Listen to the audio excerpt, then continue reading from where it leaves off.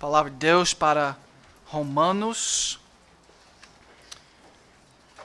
E nós vamos meditar nesta noite Romanos, capítulo 11, mas pode só abrir para Romanos, porque eu quero que nós também analisamos o contexto de Romanos, os últimos versículos de Romanos capítulo 11 e os primeiros versículos de capítulo 12, só 4 ou 5 versículos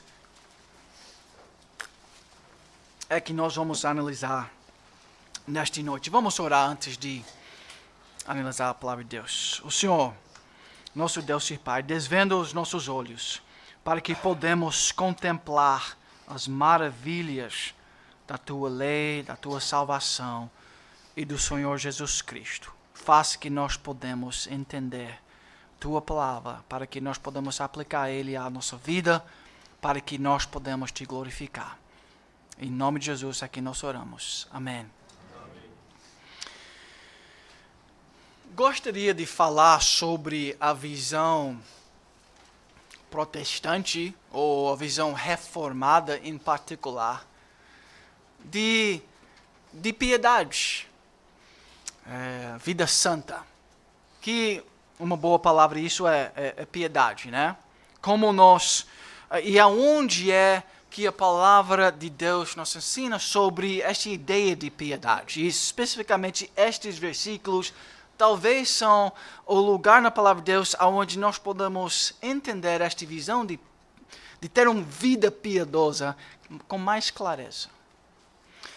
Mas antes de meditar exatamente naqueles versículos de Romanos capítulo 11, versículos 30, começando a partir do versículo 33, eu queria dar um relâmpago olhado sobre o contexto destes capítulo 12 e 11. Então, nós vamos relembrar rapidamente, porque eu sei, para a grande maioria de vocês, isso certamente vai ser simplesmente uma releitura das coisas que você já ama e conhece profundamente. Em primeiro lugar, para entender e para ter um coração piedoso, nós precisamos ter uma visão bíblica do ser humano. Eu gosto muito de quase sempre começar o sermão lembrando e analisando esta verdade. E certamente este é o contexto de nossos versículos essa noite. O coragem, então, você precisa ter. Você precisa ter coragem de ter uma antropologia bíblica se você quer ter um coração piedoso. Lembra Gênesis capítulo 3? Ali é claramente claramente declarado para nós o que aconteceu na história da humanidade para criar todos os problemas do ser humano. Isso é chamado teologicamente, ou na Bíblia, a queda da humanidade. Nós podemos ver as consequências desta queda, então, começando a partir de Romanos capítulo 1. Por favor, então, por isso eu queria que você só abrisse a palavra de Deus para Romanos, e eu só vou analisar alguns textos rapidamente. Romanos 1, versículo 18. A ira de Deus se revela do céu contra toda impiedade. Está vendo? Nós queremos piedade, mas a ira de Deus está se revelando contra impiedade. A falta de piedade e perversão dos homens que detêm a verdade pela injustiça. Eles não são justos, eles não são santos. Então, o problema com o ser humano é que ele tem a ira de Deus contra ele por causa dos falhas, por causa da impiedade. Romanos 1, 25 explica isso um pouquinho mais. O que aconteceu com o ser humano? O que aconteceu com ele? Eles mudaram a verdade de Deus em mentira, adorando e servindo a criatura em lugar do Criador. Então, aqui nós estamos vendo, assim, o cerne, a fonte do problema do ser humano. Ele tem uma adoração corrupta, Ele adora a criação em vez do Criador. Esta é a teologia reformada do ser humano. Se nós queremos entender qual é o nosso problema, nós sempre vamos responder com estes textos bíblicos. Romanos 2, então, as implicações dessa idolatria. Quando nós adoramos a criatura em vez do Criador, isto é chamado idolatria. Então, Romanos 2 diz que os gentios, isso quer dizer, todas as nações, eles são condenados, igualmente culpados, por causa desta idolatria. Sim, os judeus, o povo de Deus, que recebeu as grandes promessas, eles também têm caído, mas também os gentios. Romanos 3, 19, começa assim. Então, ele está usando lógica, ele está construindo um argumento para que todo ser humano pode claramente entender que ele é condenado. Ele é pecador, sem exceção. Que se conclui, versículo 9 de 3, que se conclui, temos nós qualquer vantagem? Não, de forma nenhuma, pois já temos demonstrado que todos, tanto judeus, apóstolo Paulo era um judeu, como gregos, os gentios, as outras nações, estão debaixo do pecado. Como está escrito, não há justo nenhum sequer. Não há quem entenda, não há quem busque a Deus. Todos se extraviaram. A uma se fizeram inúteis. Inúteis porque não vivem para a glória de Deus. Então essa vida é inútil. Não há quem faça o bem, não há nem um sequer. A garganta deles é sepulcro aberto. Com a língua urde o engano, veneno de víbora está nos seus lábios. Vamos pular até versículo 18. Não há temor de Deus diante dos seus olhos. Então, finalizando o versículo 19. Ora, sabemos que tudo o que a lei diz aos que vivem na lei, ou diz para que se cale toda a boca, e todo mundo seja culpável perante Deus. Este é a verdade de Deus revelado sobre todo ser humano. Culpável. Condenado. Eles não têm conseguido viver de acordo com a palavra de Deus, com a vontade revelada do Senhor. Todo ser humano condenado. Esta é a doutrina da queda. Resumindo, um grande reformador falou assim: somos não apenas destituídos do merecimento de qualquer favor de sua parte, de parte de Deus. Somos, sobretudo, mais que merecedores de morte eterna. Este é o real estado. Se nós perguntamos o que é que nós merecemos, a resposta, de acordo com esta teologia, é: nós merecemos morte, condenação eterna. E se isso ofende teu coração, amados, provavelmente isto é porque você tem uma visão muito elevada sobre o ser humano e uma visão muito diminuída do ser de Deus, a santidade de Deus, a grandeza de Deus, o poder de Deus e tudo que Ele é. E muitos, sim, somos ofendidos com este tipo de teologia. A situação é uma criatura feita de pó rebelou contra o Criador dos céus e a terra e todo o universo. A criatura se indignou, se irou, entrou em rebelião contra o Criador. Então, amados, para adquirir, para ter esta visão do ser humano, você precisa de coragem, porque em nosso mundo, este não é a visão do ser humano hoje em dia. Se você vai para a universidade, Em nosso contexto secular, psicologizado, ninguém quer ser um pecador. Eu falo isso para os jovens hoje. Ninguém quer ser um pecador. Pode ser qualquer outra coisa. Eu posso ser doente, eu posso ser qualquer outra coisa, mas por favor, não me chama de pecador. Mas amados, não tem nada que é mais contrário à palavra de Deus, de tentar escapar desta realidade. Nós somos pecadores, biblicamente falando, e este é nosso problema.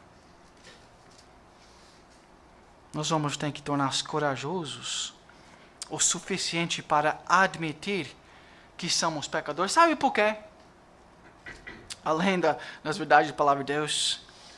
Porque se nós não reconhecemos nosso problema, nossa pecaminosidade, nossa rebeldia, se nós não reconhecemos que nós não merecemos nada a não ser inferno, condenação eterna, nós nunca vamos ter um coração cheio de gratidão. E gratidão por causa do Evangelho. O Evangelho significa boa notícia para um pecador. Esse é o que significa o Evangelho. Uma boa notícia para um pecador.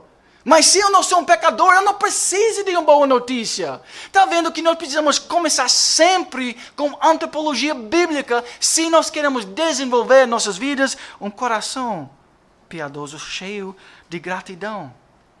Gratidão por causa do Evangelho, das bênçãos de Deus imerecidos, é o fundamento da vida piedosa. Nossa situação realmente, se você analisar a Bíblia inteira, a Bíblia claramente enfatiza isso.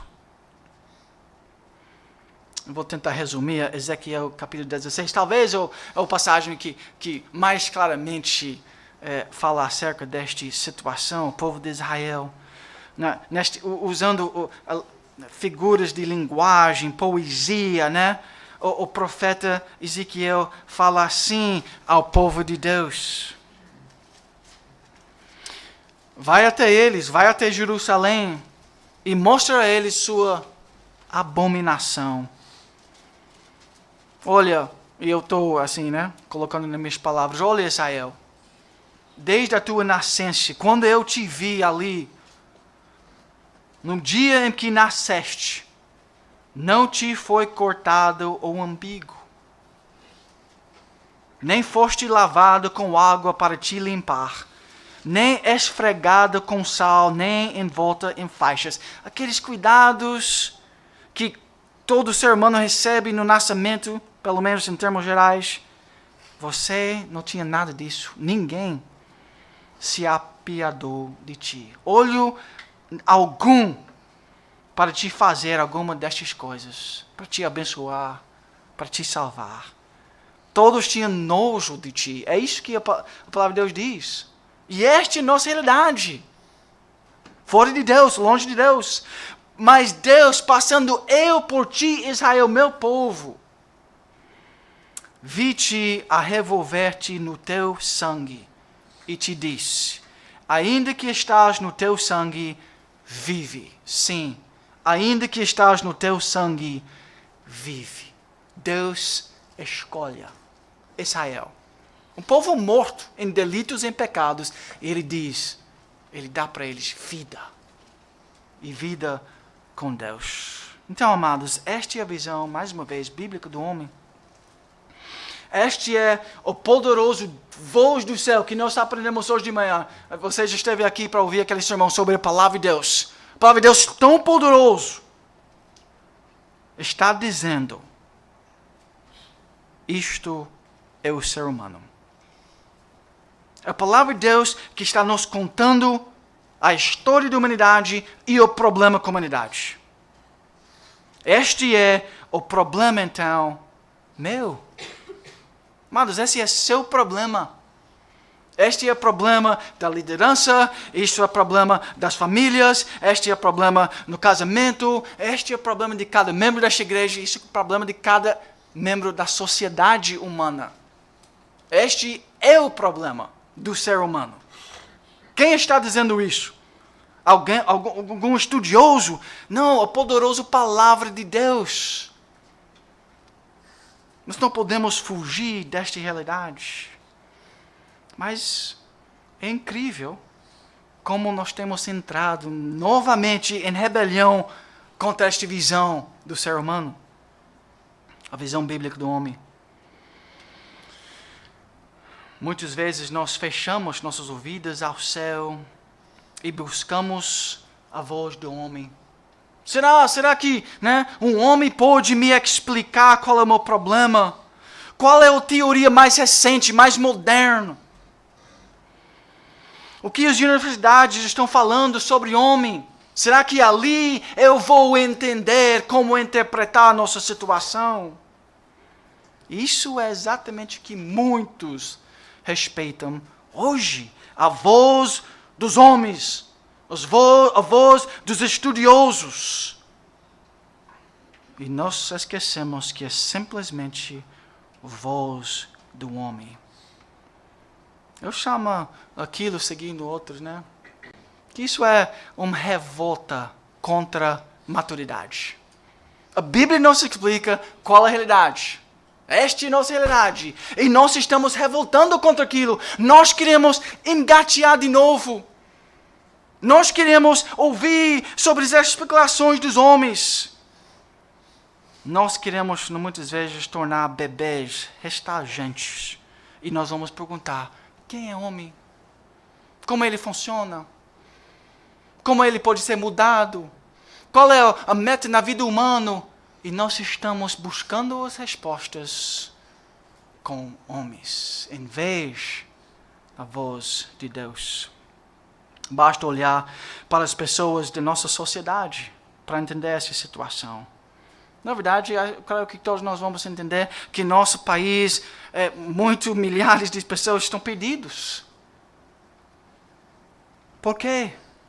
Eles ouviram a voz do homem. Eles são guiados pela voz do homem em vez da palavra de Deus. Então, irmãos, primeiro ponto.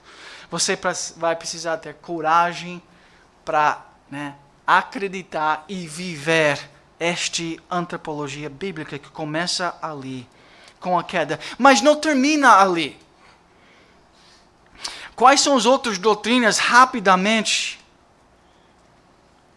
que o apóstolo Paulo está relatando a gente aqui? Na verdade, todas as doutrinas da graça estão sendo reveladas aqui, nestes primeiros capítulos de Romanos.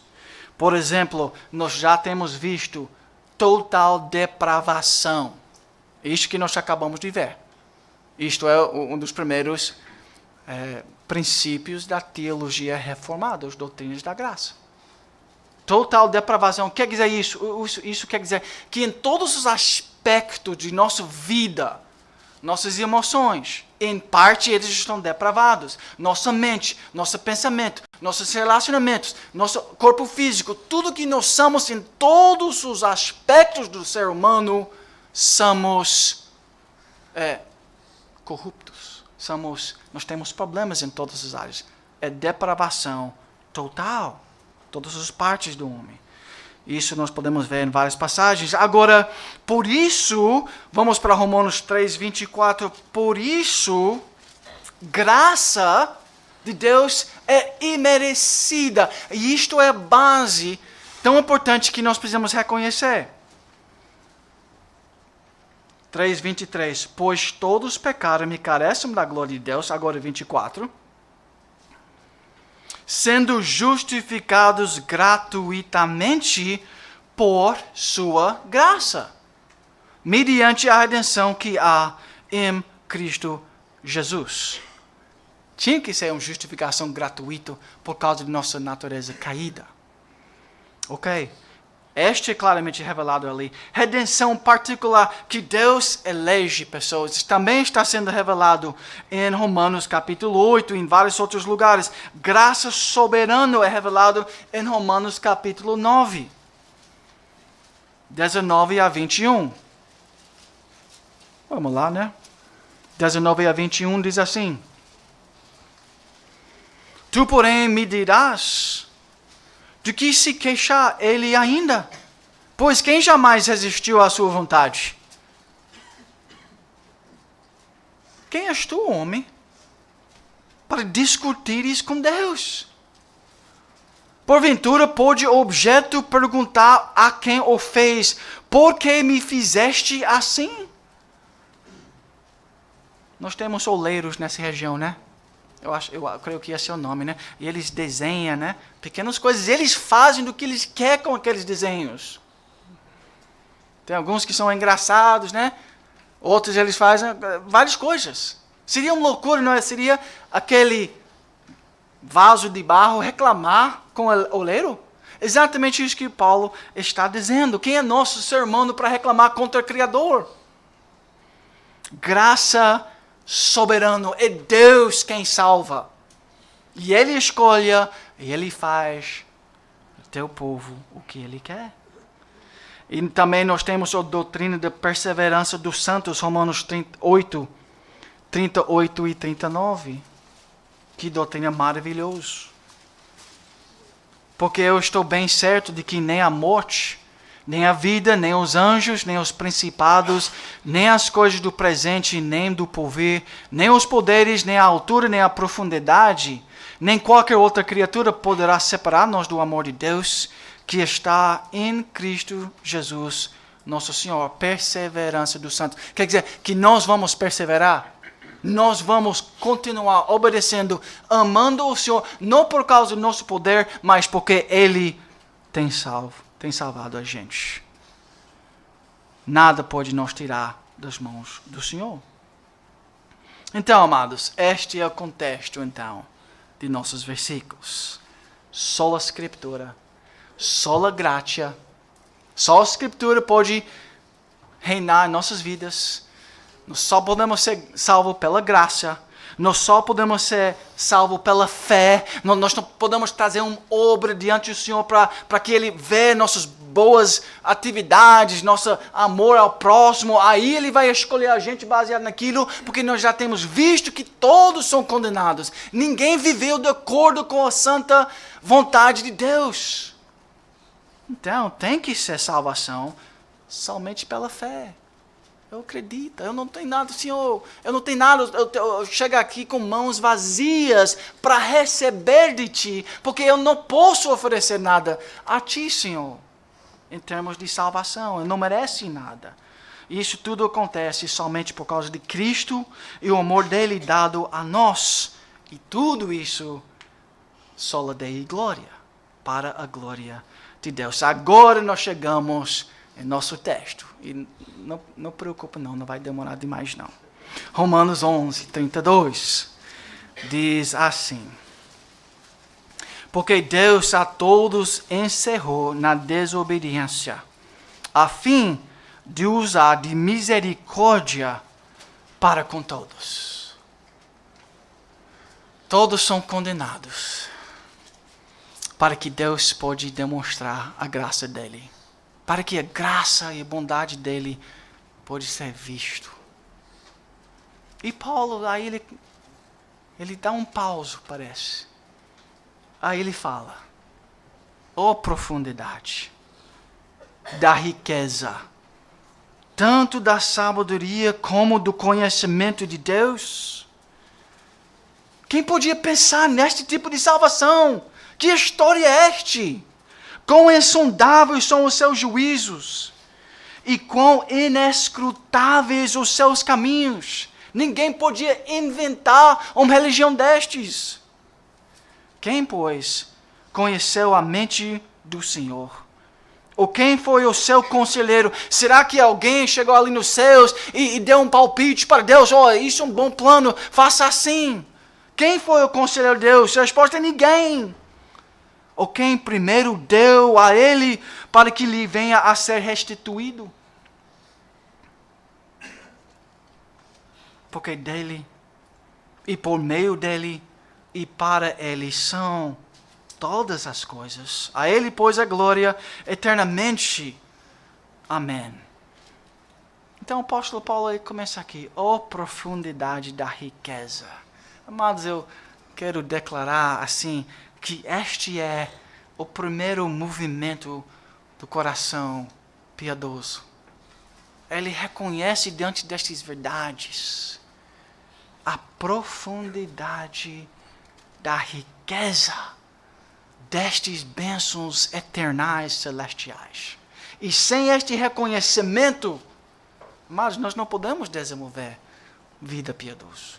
Sem este reconhecimento da queda, do desmerecimento da graça de Deus, nós nunca vamos proclamar a profundidade da riqueza. Por isso é uma loucura negar nossa pecaminosidade e de tentar escapar. Não, meu problema é outra. Eu sou melhor do que aquilo. Meu problema é simplesmente um problema emocional. Eu sou um pecador. Não merece nada.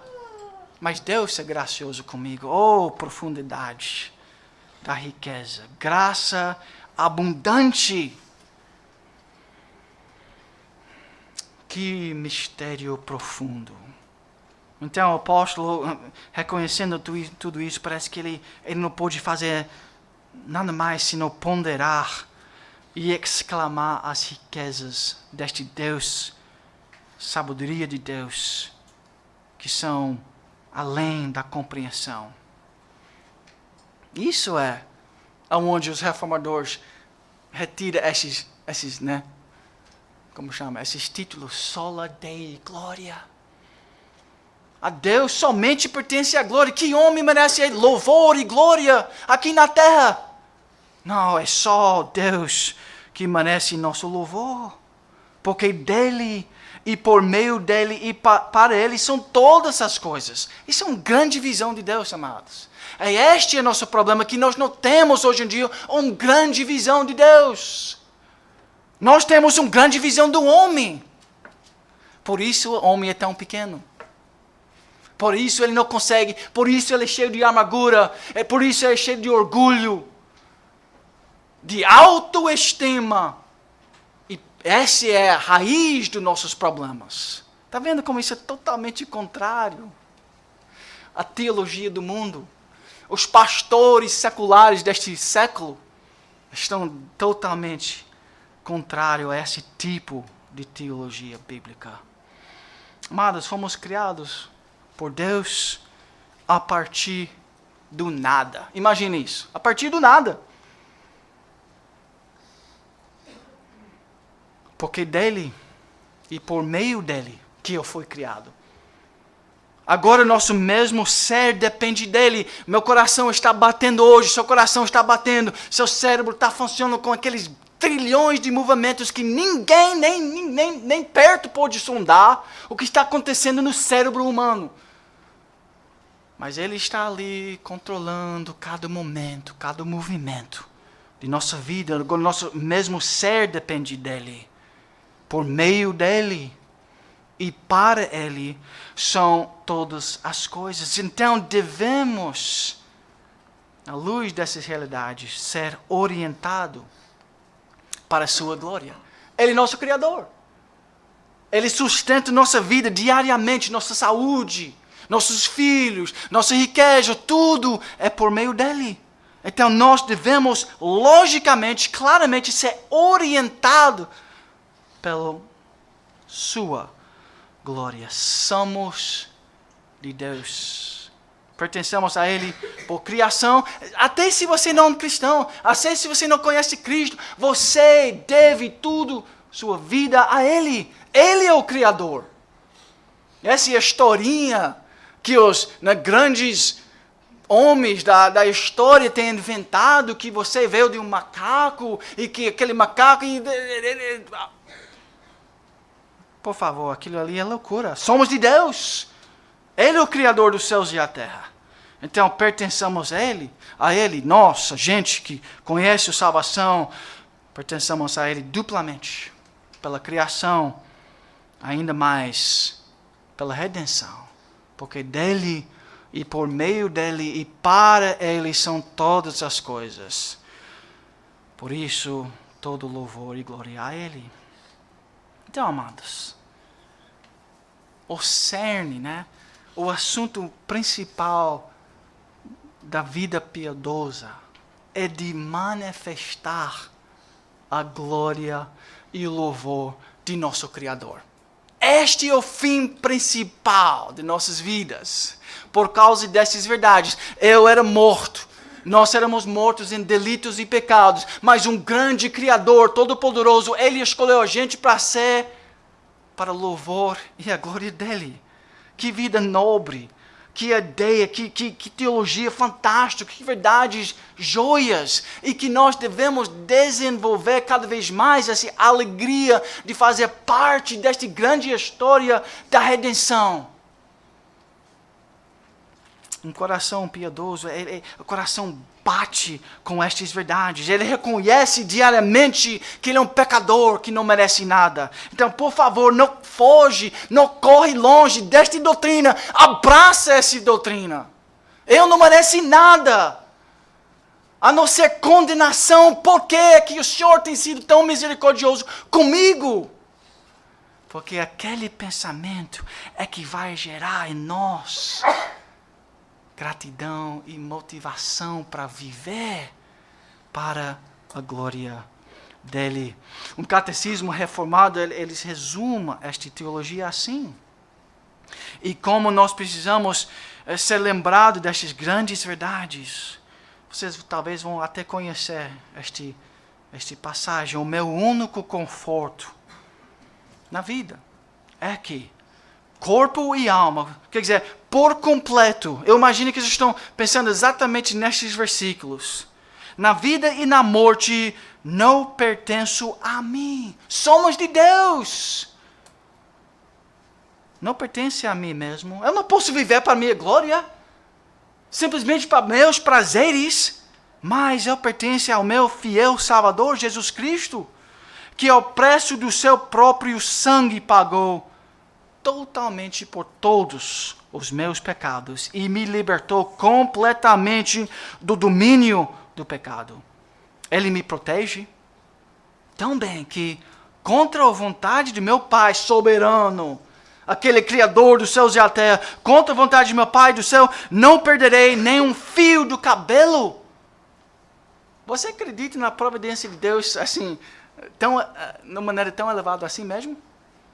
Que eu não perdi nenhuma coisa, nem minha carteira, nem aquele dinheiro que foi investido, que foi roubado. Pertence a Deus, Ele é soberano. Ele cuida de mim. Na verdade, tudo coopera para o meu bem e o seu propósito e para a minha salvação. Até as tragédias da minha vida, eles estão funcionando. Deus vai ordenar e usar aquilo para o meu crescimento, para a minha salvação.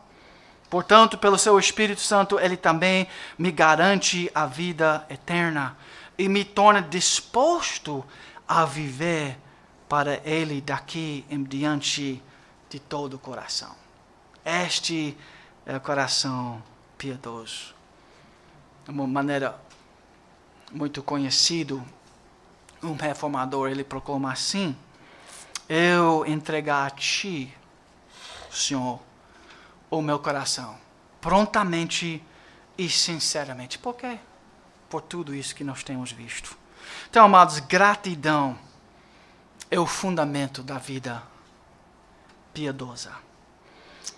Calvino falou assim sobre gratidão: deste princípio fluem todas as partes que compõem a santidade. Gratidão.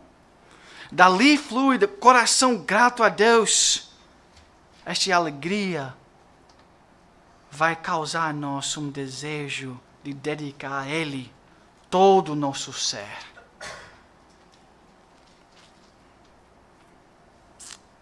Então, mas será que nós já temos explicado exatamente o que é piedade? Ou a visão de piedade, uma vida piedosa? Só versículos 1 e 2 de 12 vai agora finalizar. Então, depois de ter dito isso, ele diz assim. E aqui nós vamos entender um pouquinho mais sobre piedade. E esses versículos talvez são os versículos mais importantes na palavra de Deus, para que nós podamos entender como nós devemos viver uma vida santa diante do Senhor.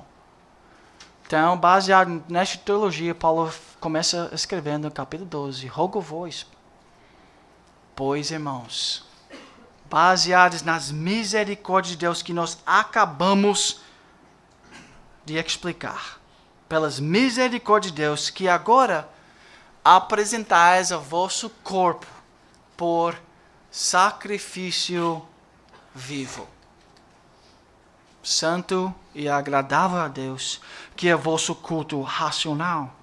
E não vos conformeis com este século, mas transformai-vos pela renovação da vossa mente, para que experimentais qual seja a boa, agradável e perfeita vontade de Deus. Então, o que é piedade? É reverência por Deus. Essa seria uma definição bem simples, baseada nessas passagens. É reverência por Deus, combinado com amor, por causa do conhecimento pessoal de sua graça. Graça surpreendente, dado aos grandes pecadores, como eu e você. É reconhecimento da soberania de Deus e do amor de Deus, concedido a um grande pecador. Esta é a visão, e isto vai criar em nós esta ideia de piedade e esta resposta piedosa de coração. É uma vida entregue totalmente ao Senhor. Esta piedade, então, é uma atitude correta com o Senhor, em reconhecimento da grandeza e da bondade dele no Evangelho. E então o apóstolo Paulo está, por isso ele está rogando ao povo, baseado nas misericórdias de Deus. O que é um sacrifício vivo? Essa ideia que nós não somos de nós. Mais uma vez, nós pertencemos ao Senhor, então somos agora consagrados totalmente a Ele. Isso que é um sacrifício vivo. Morremos para nós mesmos. E agora nós temos que pensar, nós temos que agir, nós temos que falar de acordo com a vontade dEle. Nós lemos semana passada João 15, lembra? E em João 15 tem uma passagem muito importante sobre esta ideia da vida cristã. A palavra de Deus diz assim: permanecei em mim. Permanecei em Deus, em Cristo, e eu permanecerei em vós. Você não pode ter vida real sem Cristo, sem permanecer nele. Então, esta intimidade, essa união com Cristo é tão íntimo, é tão unido com Deus que as palavras da palavra de Deus sua vida é em Deus. Está em Deus. Tem alguma coisa mais perto do que isso? Por isso, é totalmente coerente, lógico, viver como sacrifício vivo para Ele. Isso é vosso culto racional. E isso é lógico. Nós pertencemos a Ele. Então, é lógico viver assim, em resposta a tudo isso. Permanecei em mim. Este sacrifício é santo. Então nós devemos entender exatamente o que é santidade. Nós entendemos muitas vezes hoje que santidade é separação, né? Que Deus é santo, nós somos separados para que nós podemos separados do mundo, para que nós podemos viver para Ele. E às vezes é difícil para nós entender este conceito de santidade. Eu estava lendo um teólogo recentemente e ele me ajudou um pouquinho. Lembra aquela passagem em Isaías capítulo 6, onde os anjos estão diante da face de Deus e eles nem conseguem olhar? Os anjos mais elevados, os serafins com os rostos, nós ouvimos até sobre isso hoje de manhã. Eles cobrem o rosto. E por que eles estão fazendo aquilo? Porque parece que eles têm vergonha. Eles estão perante um amor, uma devoção tão perfeita e infinito que eles reconhecem que nós não pertencemos aqui. o amor e devoção entre Pai, Filho e Espírito Santo é tão forte que eles têm vergonha de estar ali. Este talvez é a visão mais clara que nós podemos ter de que é santidade, é devoção total. Então, pense em santidade em termos de devoção, fidelidade ao nosso Deus, e vocês vão entender um pouquinho mais sobre o que significa essa ideia de viver vosso corpo por sacrifício vivo, santo e agradável a Deus, que é vosso culto racional. E viver com sacrifícios vivos, nosso corpo, isso quer dizer toda a nossa vida.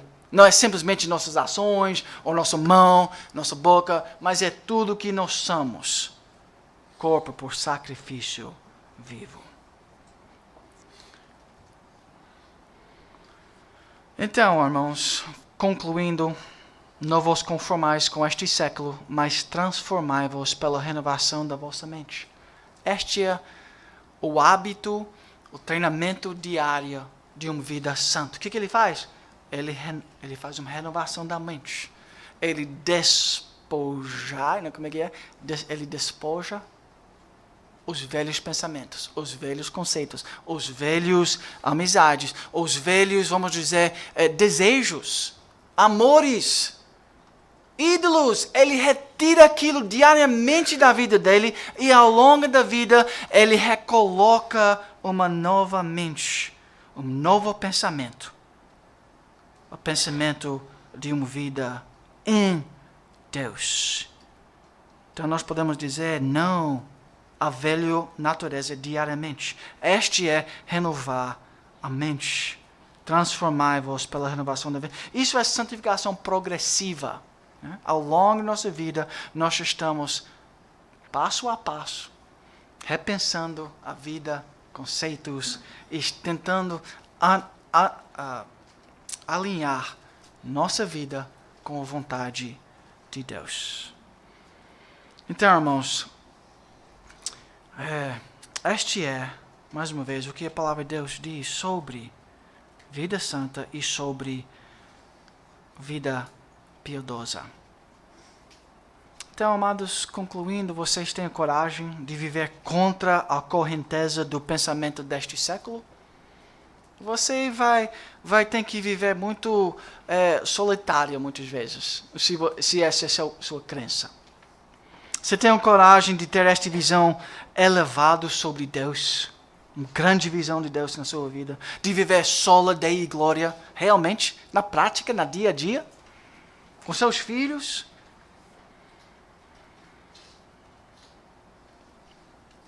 Essa é a nossa responsabilidade, esse é o nosso privilégio. Isto é nossa vida. Estava falando com os jovens, né, sobre Provérbios 4:23 e eu estou concluindo. Onde é dito para nós que nós devemos guardar nossos corações. Então, o que isso significa? Se não diariamente eu acordo e eu vou à guerra contra a velha natureza, que é contra Deus e seus princípios e preceitos. Nós precisamos derrotar diariamente o mundo, a carne e o diabo. Todos os indivíduos, nós devemos treinar nossos filhos para fazer isso diariamente, guardando seu coração, protegendo os pensamentos contra os pensamentos pecaminosos, emoções corruptas e respostas pecaminosas. Cada pai, cada mãe, esta é a luta da vida piedosa, de fazer isso no coração dos seus filhos, de pastorear o coração dos seus filhos. Esse que todo pastor deve estar fazendo. Temos certeza que nossos pensamentos e nossa vida está de acordo com a palavra de Deus, começando ali no coração do ser humano. Essa é a responsabilidade de toda a igreja. Então, irmãos, não vive para seu pequeno reino. Não vive para o reino de eu. Vive por algo muito mais glorioso. Vive para o reino de Deus. E sua resposta à incrível graça de Deus deve ser como é de João Calvino. Eu dou-lhe meu coração, Senhor, prontamente, e com sinceridade. Vamos orar. Senhor nosso Deus e Pai, nós temos visto que nós somos grandes pecadores, teologicamente falando. E se nós somos honestos, se nós conhecemos Tua santidade e Tua lei, nós também vamos conhecer isso na prática, que nós somos violadores da Tua lei e que nós não merecemos Tua graça. Mas também nós temos visto hoje, Senhor, que o Senhor é um Deus de amor e de graça, que o Senhor deixou aquela união tão bendita da Trindade, aquele amor tão leal, tão perfeito.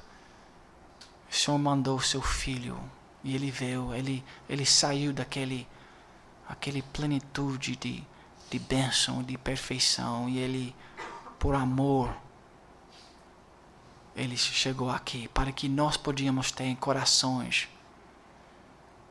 gratos, que nós podíamos ter corações cheios de temor e reverência e gratidão, para que nós podíamos viver para o louvor e a glória do Teu santo nome. Ó Senhor, ajuda-nos, porque nós somos longe disso, mas nós queremos cada vez mais parecer cada vez mais como o Seu Filho amado Jesus Cristo. Em nome dEle e por causa dEle que nós oramos. Amém.